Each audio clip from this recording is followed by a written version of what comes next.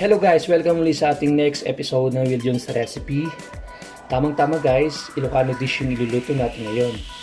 At tatawagin natin Ilocano Igado my version. So guys, ito yung mga sangkap o ingredients na kakailanganin natin. 6 pieces of garlic chopped into small pieces. 1 piece of onion chopped also to small pieces. And frozen green peas. Depende guys kung gaano karami yung gusto nyo. And then 1 piece of carrots sliced into small pieces. Ganito siya guys, kahaba. And then 2 pieces of bell pepper sliced into small pieces. Ganito rin siya kahaba guys.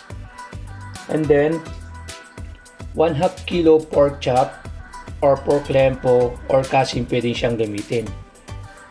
And then 1/4 na pork liver or atay ng baboy. And then 2 tablespoons of soy sauce, 2 tablespoons of vinegar, 3 pieces of bay leaves or laurel, then 2 tablespoons of ground pepper or paminta, 2 tablespoons of atsuete powder, and 1 piece of pork cubes. So yan guys, yung mga kailanganin natin sa pagluluto. So tara, samahan nyo ako. Siyempre, bago natin siya iluto, kailangan muna natin siyang i-marinate or ibabad. So, ito yung mga sangkap o ingredients na kailanganin natin. So, isang buong sibuyas.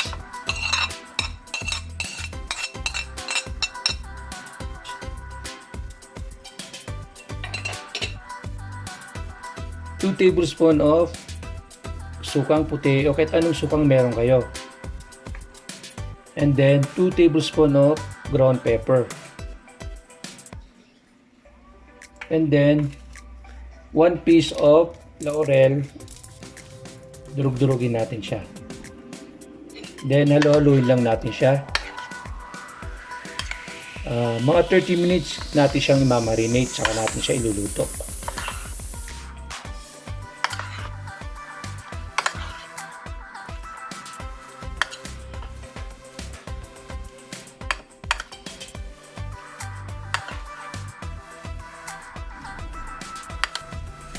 Then guys, ganun din yung procedure sa pagbabad natin ng pork liver. So sibuyas, then laurel, and then soy and suka. So yan guys, babadulin natin for another 30 minutes. So yan guys, nagpainit na ako ng frying pan or kawali na may mantika. Next step natin is ihulog na natin yung baboy na minarinate natin ng soy, suka at sibuyas kanina.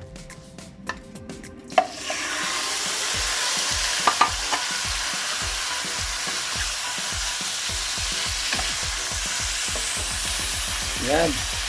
Halo-haluin lang natin siya para hindi siya masunog.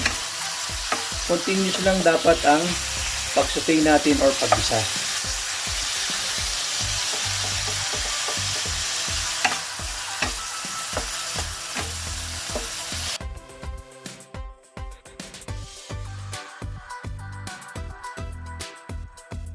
Yan, dapat continuous ang paghalo natin para hindi masunog yung sa ilalim ng frying pan natin. And then, isimmer natin siya ng mga 2 minutes and then takpan natin siya.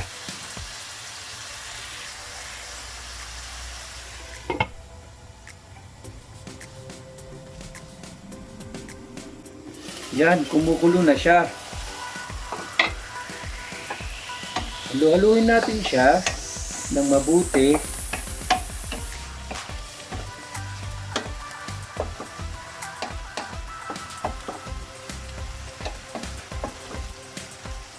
para parehas ang pagkaluto ng karne.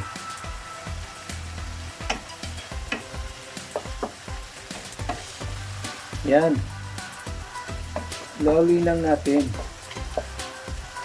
Then, isimmer ulit natin for another 2 minutes at takpan natin.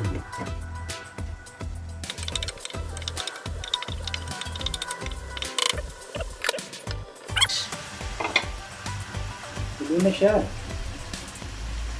At tuloy lang natin ang paghahalo.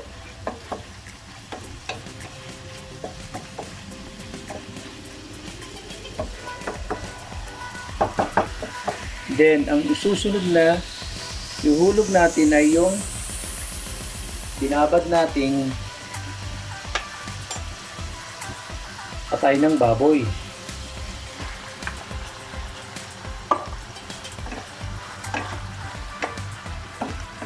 Yan guys, halo-haluin lang natin siya ng mga 2 minutes. Kasi, pag nasobra natin ang pagluto sa atay, ay may tendency na titigas siya. So, halo-haluin lang natin ng maigi para pantay ang pagkaluto ng baboy at yung liver.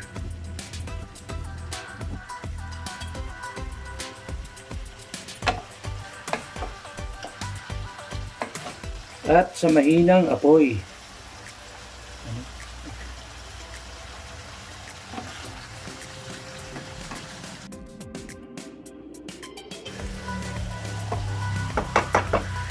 Next. Yan guys, continuous lang dapat ang paghalo natin. Then, takpan natin for another 2 minutes.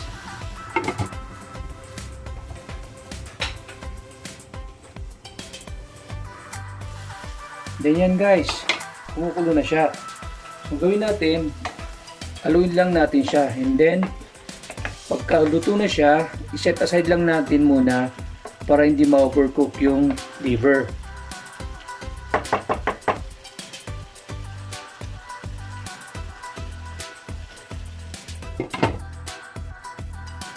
So, next step natin is maglalagay ulit tayo ng mantika. Konting mantika lang. Siyempre, nasa low heat dapat siya para hindi masunog yung garlic. Tamtaman lang siya. So, yan guys. Hintayin lang natin siyang uminit. Yan, hulog na natin yung bawang. Then, saute natin or gisa natin siya ng mga ilang segundo.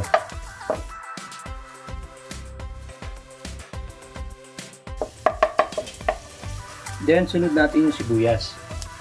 Guys, dapat yung sibuyas natin isiwa-hiwalay para madali siyang maluto. Yan, naluluin lang natin siya. Pagka namoy na natin yung aroma ng sibuyas, ibig sabihin nun, luto na siya. So, pwede natin hulog yung next na ingredients. Natin yung carrots. Ito guys, iniwan natin ito ng maliliit strips.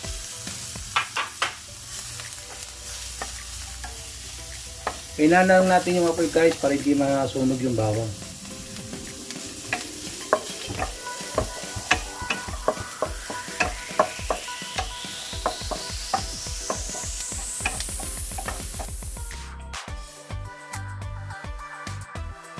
Tapos, next na hulog natin is yung bell pepper.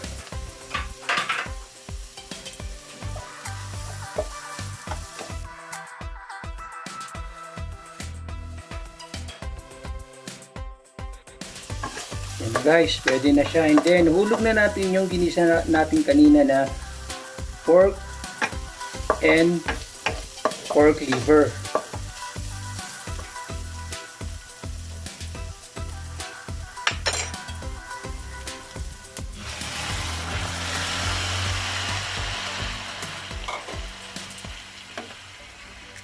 Then, halo-haluin lang natin siya guys.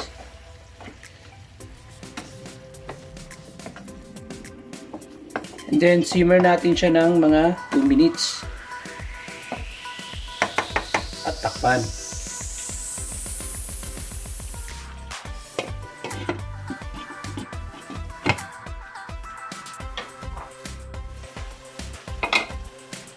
Yan guys, haluin uli natin. Then, tulog natin yung isang pirasong pork cubes. At, halo-haluin natin siya.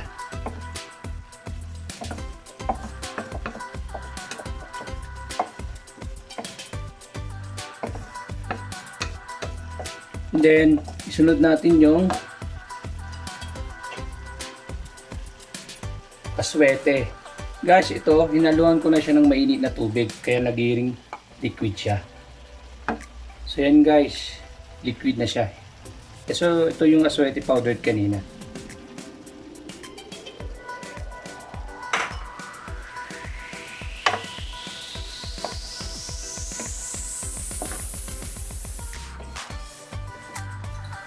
So simmer lang natin siya for another 2 minutes ulit. So yan guys, haluluin lang natin. Then takpan natin. After 2 minutes guys, check natin. And then haluin ulit natin. Then sunod natin yung oyster sauce.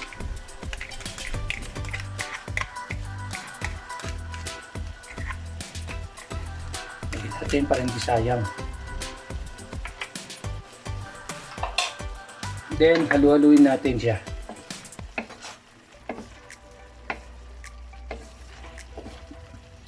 Yan guys. Malapot na siya.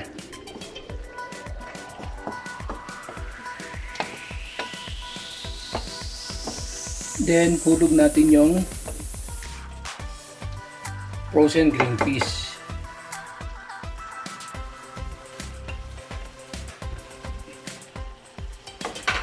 Then mix natin siya lahat para pantay yung pagkahalo.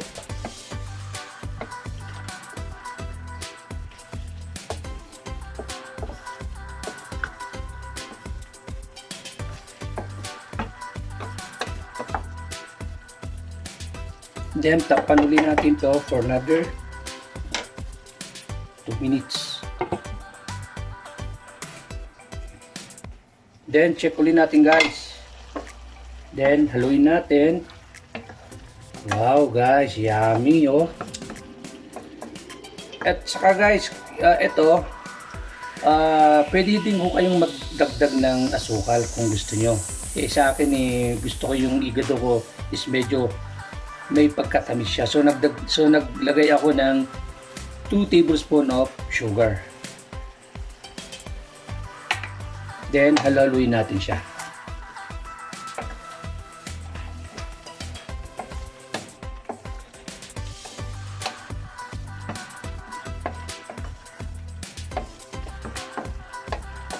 At syempre, yung pinaka best part dito is yung tasting. Kaya titikman natin kung anong lasa ng linuto natin.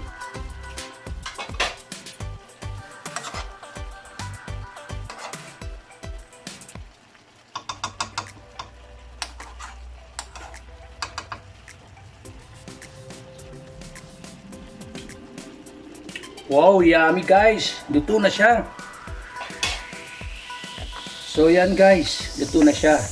So, pwede na nating ilipat sa isang malinis na serving bowl.